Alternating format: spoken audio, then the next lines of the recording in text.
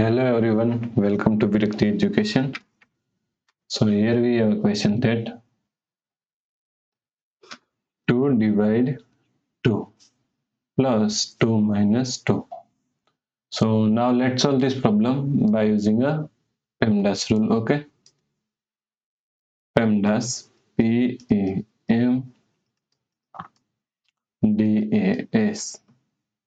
P means first priority is parenthesis, E means second priority is exponents, M means third priority in multiplication and division. Both have same priority, okay? A means addition and S means subtraction. Also both have equal priority. Okay. So here is one division, here is one addition, and here is one subtraction. So in this question, first priority is division, then addition and subtraction. Okay. So first we have to divide 2 by 2 is equal to 1 plus 2 minus 2. Okay. Now addition and subtraction both have equal priority. So we have to solve it from left to right. So first we have to solve this part. 1 plus 2 is equal to 3 minus 2.